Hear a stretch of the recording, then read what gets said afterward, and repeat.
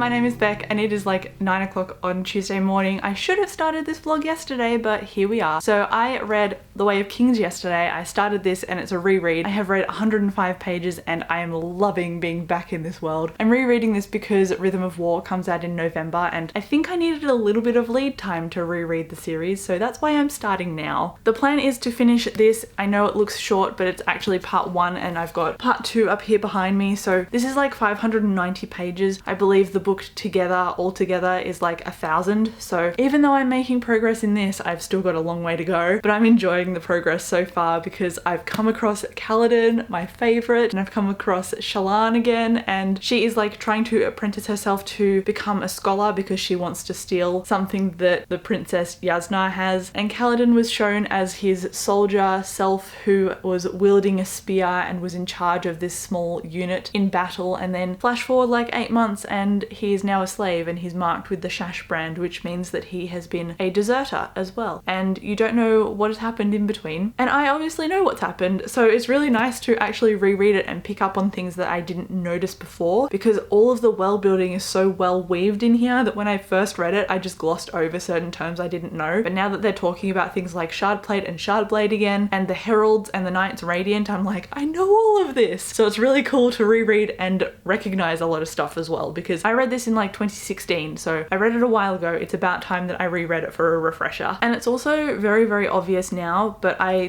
didn't really notice it until a lot later in the series. Like I think in book 2 maybe, but Kaladin has depression and it's very, very clear that he's depressed in the first book. And I don't know why I didn't clock that the first time around. I just thought that he was feeling melancholy and down on his luck, but he just says how tired he is and how hopeless he feels, and it's very, very obvious that he's depressed. So I'm glad I noticed that now rather than later, because it plays into his characterization quite a lot. And obviously because he has been taught to heal and his role is to kill people as a soldier. So you get two very different versions of himself fighting internally. He has hope that he is lost. So if you couldn't tell, I love Kaladin a whole ton and I'm very much enjoying my reread so far. The second book is by far my favorite, even though I've given all of them in the series 5 stars each. Words of Radiance is my favorite, so I'm looking forward to getting through this one so that I can get 2 Words of Radiance, because this has a lot of setup in it, and while that's not a bad thing, I know that there's a lot more action in the second book, which I'm looking forward to seeing again because I don't really know how it goes down, and the way that action is written is very much linked to the magic system in here, and it's a very, very well done. As usual, Sanderson does that quite well in his book setting up the magic system, so loving it so far, and I'm going to blast through this as much as possible today.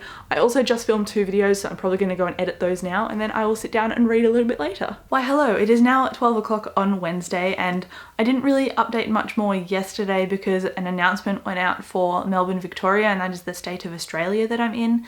And we're going into another 6 weeks of lockdown because of the COVID-19 virus. So I was just trying to plan some stuff out and see whether I can actually still film videos. At the moment, it looks like I can because technically my workstation is at Dave's place and we're still permitted to see intimate partners. So at the moment, there is no legality technically barring me from coming back and forth between my house and his place. So expect to see videos coming still, but if that changes and I disappear for a little while, I'll make a written announcement, but you know why if that is the case. So for the next 6 weeks, I don't imagine things will change too much. There were like 191 cases, and that's why residents are getting locked down in different suburbs, including mine. So because of that, we can only really go back and forth because of work or study, caregiving, or shopping for essentials. Exercise as well, I think, is included. So we're just being more careful than usual. I mean, we were being careful anyway, so I'm not really going anywhere except for back and forth between the houses. So if you see my vlogs dip in and out, that's probably why, because I like to be happy on camera. I don't like to be sad.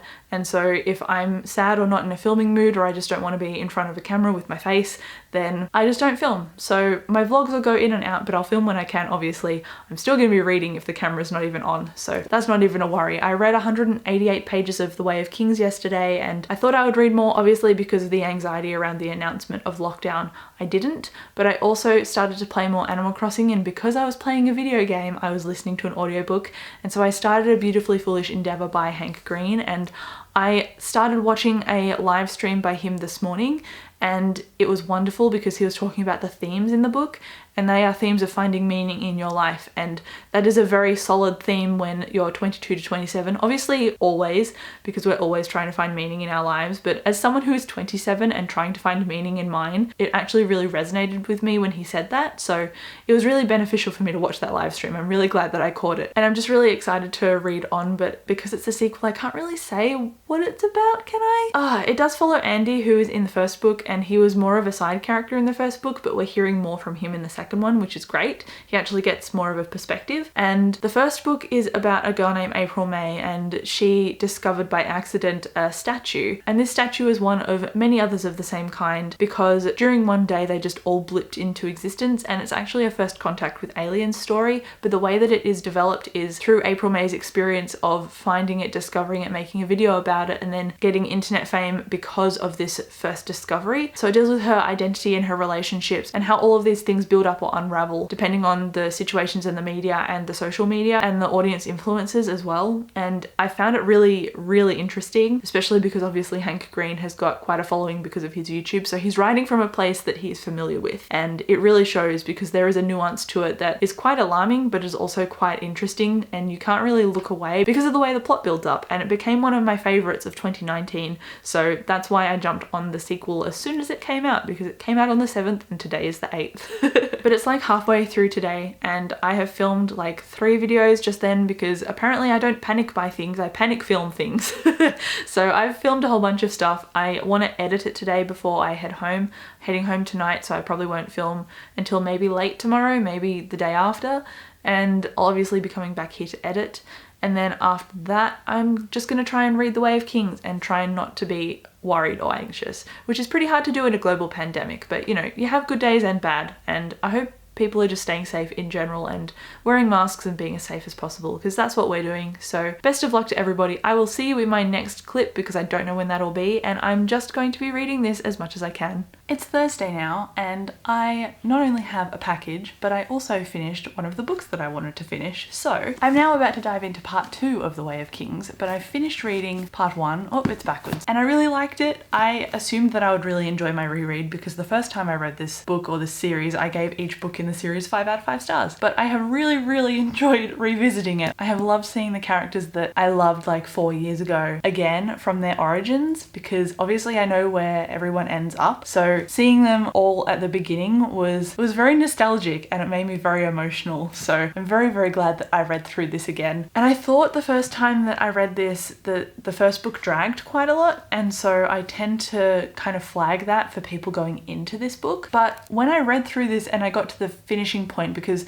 technically it's part 1 and 2, but this is all supposed to be in one book. It was just published in 2 parts because I guess that was easier for the bindings of the book or something. But when I read through this the first time, I thought that it dragged, and that wasn't the case whatsoever. The characters have their story arcs, and it really comes to a tipping point for, at least for Kaladin and Shallan in this first installment, and I just didn't remember that it was semi-cliffhangery, because if I'd known that I wouldn't have warned people against it. But maybe it was part 2 that does the whole dragging a little bit. But I think it dragged also because the first time I read it through, there is a political aspect to it, and I'm more inclined to follow like an underdog kind of character, which is very much aligned with Kaladin at least. But Dalinar, the one that I wasn't that interested in reading about through the first read through, I'm now quite interested because obviously I know where he ends up later on in the series, and I like that seeing him use the shard blade now, I'm like, his shard blade is called Oathbringer, and I didn't care about that the first read through, but obviously the third book is called Oathbringer, so what does that all mean? So I really appreciated seeing Dalinar, I appreciated seeing the politics, and I really appreciated Adolin as well, the prince in here who is Dalinar's son. And I didn't think that I would like him this time around because he grew on me, but now that I'm obviously revisiting them, like I said, I'm really enjoying the characterization that's going down, and I love the foundations, and I can see the foreshadowing, and I'm just having a grand old time rereading this. So I read the first book and it's almost, 600 pages long, and I polished that off pretty quickly, so I anticipate that I'll do the same thing with this. But let me just stop talking about The Way of Kings for the moment because I have a package to open. Thankfully, I brought scissors with me. I thought ahead. I actually know what this package is because I pre-ordered it. It's not really a surprise for me, but it's a surprise for you. So It's True Life by J. Kristoff, the third book and the final book in his trilogy, which is beginning with Lifelike and then continuing on to Deviate. Now obviously True Life came out in June, so I had ordered it because I want to finish the trilogy. Don't love this trilogy as much as Nevernight, but I really enjoy this trilogy, and it's like a steampunk dystopian world where the earth has basically cooked itself and we've got our characters living in this grimy, sweaty place that are trying to fight for survival at the same time. There are lifelikes in here which look like people, but they're actually robots, kind of like AI, and they've been created rather than born. And we follow our main character named Eve, and then we focus more on her best friend Lemon Fresh in the second book, so they equally get screen time, which I really enjoyed. So I don't know what this third book is going to include, but I imagine it's going to be quite fast-paced like the others have been. So this is on my August-September TBR, which I don't think has gone live yet, but I might pick it up sooner than that. I'm not sure, because obviously it's arrived, but I am reading The Way of Kings, so I'm not sure if after The Way of Kings I'm going to pick this up and then start Words of Radiance after I finish this, or if I'm just going to dive right into Words of Radiance. I can't really call it at the moment because it depends on how I feel, because I know the previous books in this series have clocked like around 3 stars, 3.5, and so because I'm aware that this might bring my reading down, I might put it in between two books that I know I'm going to give 5 stars, just so I know that I'm more motivated to continue reading, even though I've read a book that's like average enjoyment rather than this book is amazing. I don't know if that makes sense to anyone but me, but that's what I'm thinking. So I will see you in my next update, because I will probably have finished The Way of Kings by then. It is now Friday afternoon, and I have been reading part 2 of The Way of Kings. I'm 190 pages into it, and obviously I'm enjoying it, but there is a character in here that I know does something later on that I don't like, so every time I see this character I'm like, So I guess that's the only thing I really have to update at the moment, except to say that a lot of cataclysmic things are happening with the characters I like near the beginning, and I've forgotten how this book ends, so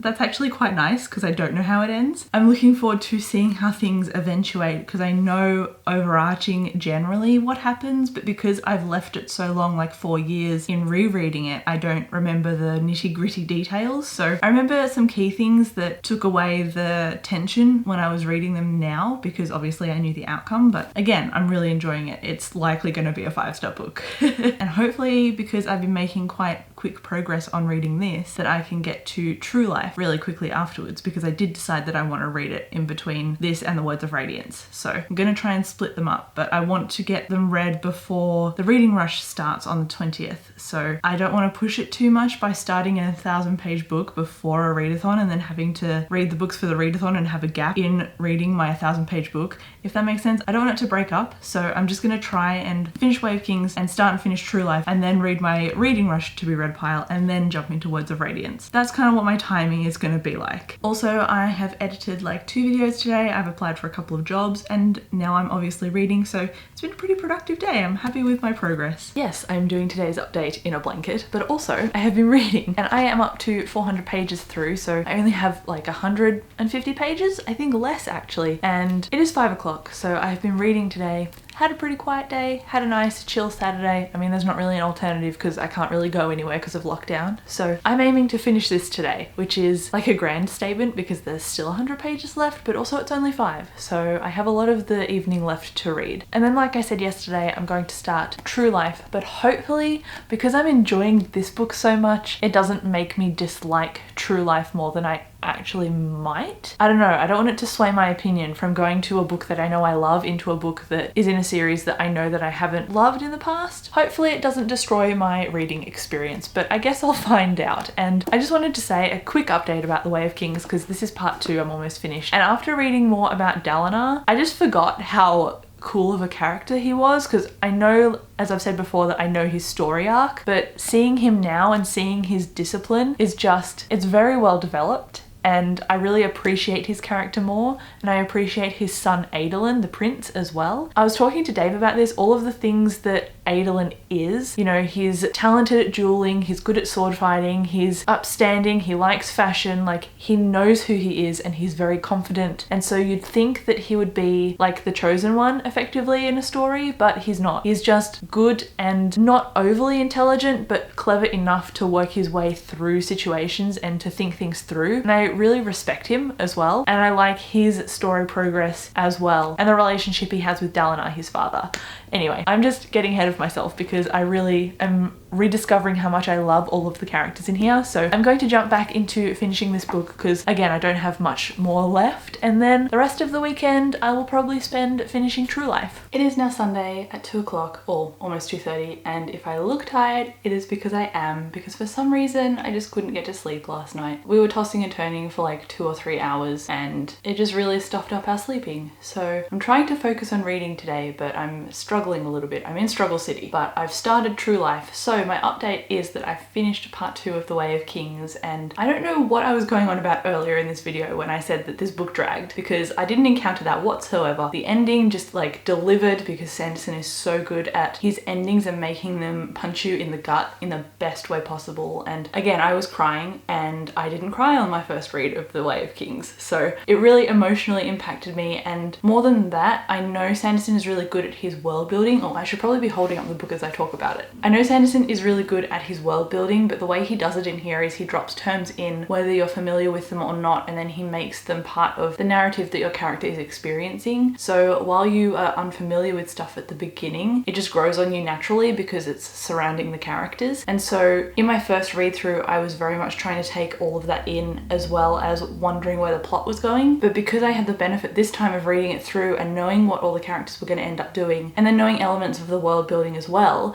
it meant that the first chapter, which is like 6,000 years before the actual book takes place, I didn't really connect with that the first time I read it. I had really no idea what was going on. And now that I've reread it, I'm like, oh my god, I understand the significance of this. I understand what happened now at the end, and I understand the ripple effect that this thing caused. And it very much goes on in the background, and you don't really understand the scope of it. It kind of hits you a little bit on your first read through, but it really impacted me on my realization on my reread. So if you've read this series before, I'm really highly recommending a reread because it is worthwhile, like well worthwhile. And as expected, I gave this a 5 out of 5 stars. I love The Way of Kings, I love the Stormlight Archive, and that is why I'm rereading them. But I didn't continue on with Words of Radiance. Instead, I picked up True Life, and I have it right here, and I am 20 pages into this. It's like 450 pages. I checked, it's 450 pages actually in the book, and then the rest is probably like acknowledgements and all that kind of thing. On Goodreads, it says it's 30 pages longer. So Goodreads is saying that my percentage is less, but I've definitely read 20 pages. I don't know what percentage that is. And I like J. Kristoff's writing, but I know this world is very stylized. It's a very post-apocalyptic world. It's got a lot of robotic creatures in it. It's got people in it, and the people, the way they talk, they have their own slang and their own stylized way of understanding things. And so sometimes when I'm reading it, I'm like, that's a little bit dramatic. And I realized this in the first 2 books. And I realized also that when I was talking about reading this in between 2 books I know I'd give 5 stars, it made me seem like I was going to dislike this just straight off the bat. That's not the case. I just know it won't be a new favorite. So because my reading has been tanking lately, I was really concerned about reading a book that I knew that wouldn't be a new favorite. So that's why I've put it in between 2 books I know will be favorites, because I didn't want my reading to stagnate. I didn't want it to stop. I didn't want to just put this down after I'd finished it, enjoy it, and then not pick anything up for a while. I wanted to try and keep the momentum running. So that is my strategy when it comes to reading this in between the Stormlight Archive books. So I don't anticipate that I'm going to dislike this whatsoever. I just anticipate it's not going to be a 5 stars, and that's not a bad thing. It is 11 AM on Monday, and I have been reading this. I usually would end the vlog on a Sunday, but because I started this vlog on a Tuesday, I thought I just may as well extend it one more day. So I really want to finish this today. I want to finish this and have this vlog have 2 books in it that I've finished. So I am 200 or so pages into this, 215 I think, and it has 450. So I am making my way through quite rapidly. I'm kind of skim reading parts, and I'm not loving this as much as I thought I would, but I kind of expected it not to be like a new favorite. So it is sitting on the rating I thought. It's about a 3 stars so far. So I don't think the ending is going to do something that is going to rapidly surprise me and shock me into giving it more than a 3.5. So I'm just trying to get through this so that I can have the satisfaction of completing a trilogy. It's now later in the same afternoon. It's probably like 2 or 3. I don't actually know what time it is. I don't have my phone on me, but I have finished True Life, and I didn't love this, just like I predicted, but I didn't like it, and I also didn't like Aurora burning, and it was for the same reasons. I can't get into why I didn't like it without giving away the entire plot of the first book, and even some of the second and some of this book. So the way that I talk about it is going to have to be vague, but the reasons I didn't like it is that characters seemed to do things that were convenient for the plot rather than having a built-up character reason in order to do so. And for example, if you are going to be a character that is evil and is basically for the genocide of the entire human race, you can't be redeemed. And I think this was a little bit lacking in that department because characters got away with things more readily than I would have liked. And I don't know, I want to give this a 3 stars because I like J. Kristoff, but I also want to give it 2.5 because I think reading it after reading The Way of Kings, I really respect how characters were built and the choices they made sense for their characterization in that book. And I can't really say the same of this one. So I think if I hadn't read it off the back of The Way of Kings, I would give it a 3 because I like J. Kristoff, but that's not enough to pull this book through for me. So I think it's got to sit at a 2.5 out of 5 instead. And I wrote spoilers on my Goodreads review for this, and it spoils the ending. So if you want to know what I generally think in its spoiler terms about the ending, visit my Goodreads link. I'll link it in the description just so it's easy to find. This was a bit of a letdown, and I expected it to kind of just wrap up fairly neatly and well in like a 3-star book that I generally enjoyed, but there were more things in here that I didn't enjoy than I enjoyed, which is why I'm tanking my rating, unfortunately. I'd say the second book is my favorite, and then the first book, I think I initially gave it 4 stars, but I'd probably go back and lower that to a 3 because I predicted everything that happened except literally the last line, and there wasn't really enough backing for that last line either. So for a book and a book series that relies on miscommunication as one thing and characters being, you know, edgy and chaotic just for the sake of it rather than having a innate reason or an upbringing to do so, it frustrated me. So anyway, that's this book, and let's now talk about The Way of Kings because I finished that one as well, and I gave these, as you know, 5 out of 5 stars. So technically I have read all of these in like a week, and I didn't think that I was capable of that. So it's nice to see some of my previous motivation of reading coming back. So these are all of the things that I finished this week. Thank you so much for watching this video. If you've read any of them, please let me know down in the comments, and I will chat to you down in the comments as well. Bye.